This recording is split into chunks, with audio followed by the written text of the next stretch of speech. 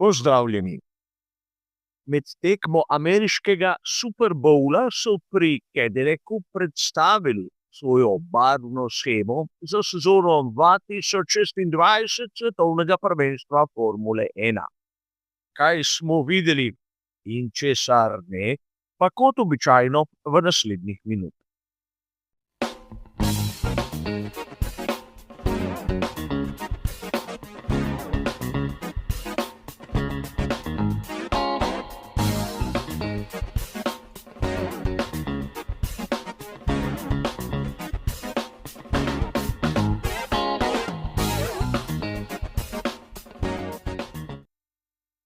Poznavalci pravijo, da je Super Bowl najpomembnejši dogodek, kar se tiče športa v Združenih državah Amerike.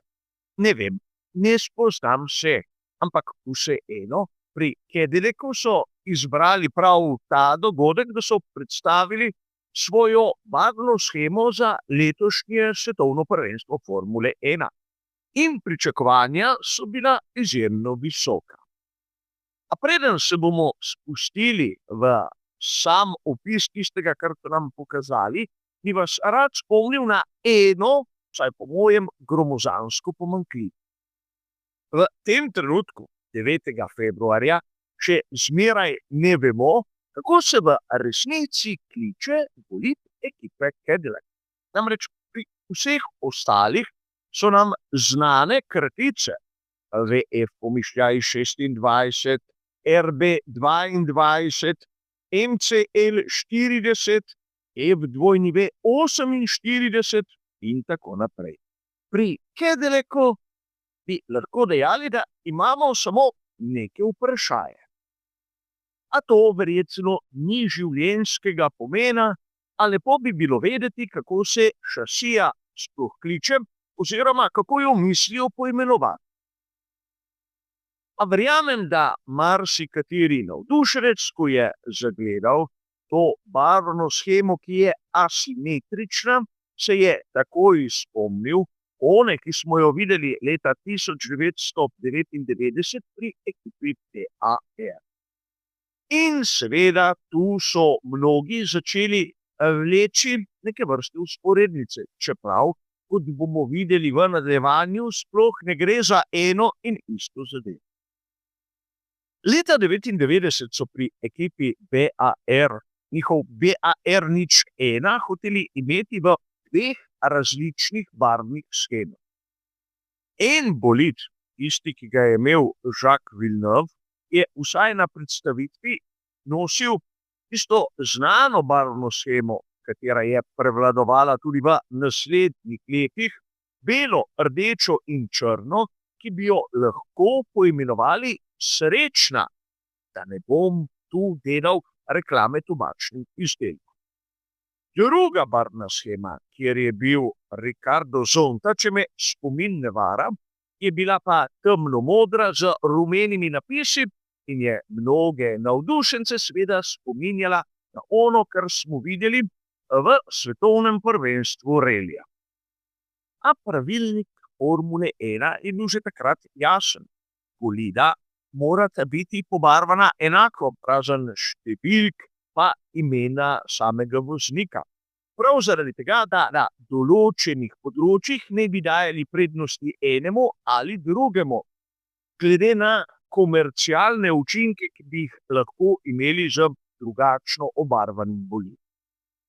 A dobil se bo marsikateri navdušenec, ki bo dejal, da v Združenih državah Amerike v ameriških kategorijah, kot so IndyCar ali pa NASCAR, imamo seveda bolide oziroma avtomobile obarvane v čisto drugačnih barvnih shemah.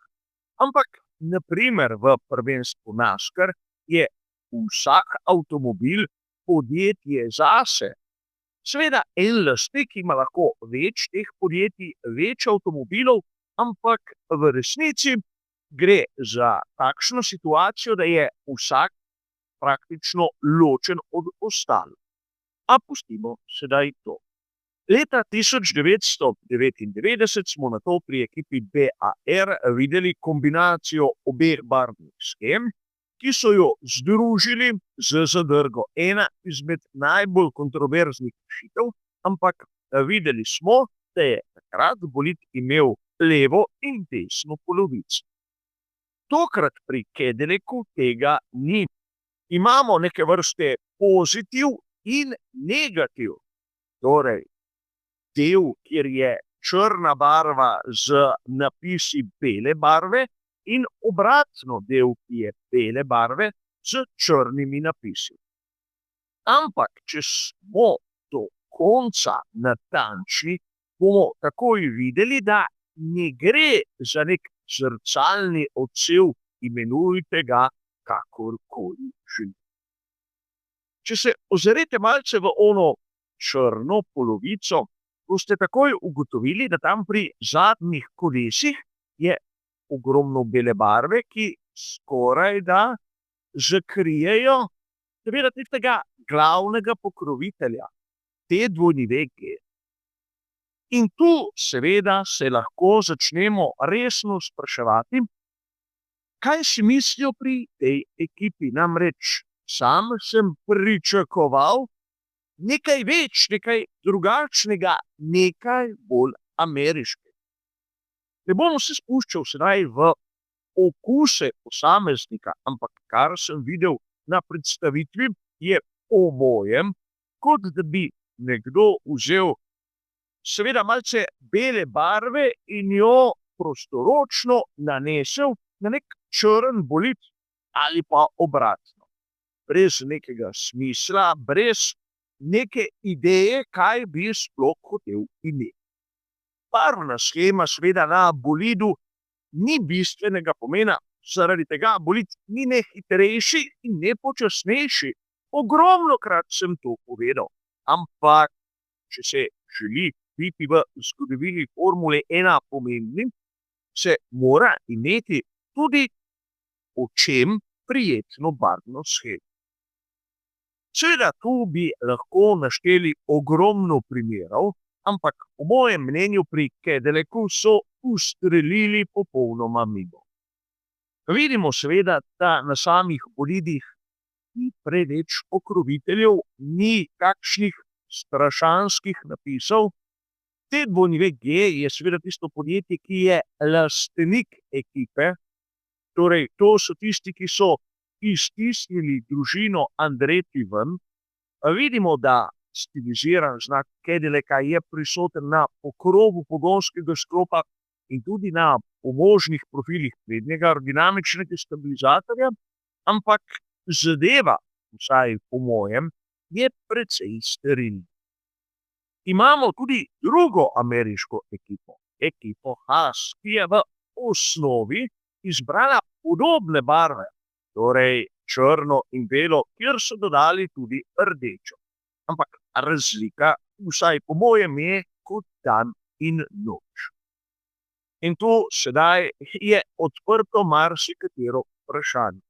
Namreč pri Cadillacu je ogromno govora o tem, kako so oni drugačni, kako so boljši, kako znajo delati stvari. In predstavitev so imeli na ameriškem Super Bowlu. Ampak pokazali so nekaj, kar do tistega, kar bi mi lahko imenovali super, še zdaleč ni tako, ampak tu sem jaz, da bi lahko sodil. Verjamem, mnogim izmed vas je verjetno to všeč. Meni osebno se mi zdi delo kakšnega 10 ali 12-letnika, ki je mogoče v družinski navezi z gospodom Torvisom, ki vodi to operacijo.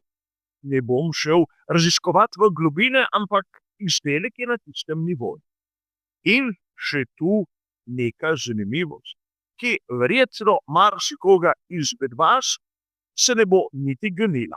Imamo v Formuli 1 ekipo Cadillac, ki seveda uporablja pogonske sklope Ferrari in njihove menjalnike, ampak v bližnji prihodnosti bodo postali morda celo pravi konstruktor. In nič napačnega, še več pohvalni nameni. Ampak, ko smo že govorili o bivši ekipi Andretti, je ta s tem imenom še zmeraj prisotna v prvenstvu Endika, ker imajo istega glavnega pokrovitelja, podobno barvno shemo vsaj na enem bolidu, ampak motor je Honda. In tu sedaj lahko začnemo razmišljati, kaj se gredo. Namreč v prvenstvu IndyCar imamo tudi motorje Chevrolet, ki so v lasti General Motorsa, torej tistega, ki ima tudi znamko Cadillac.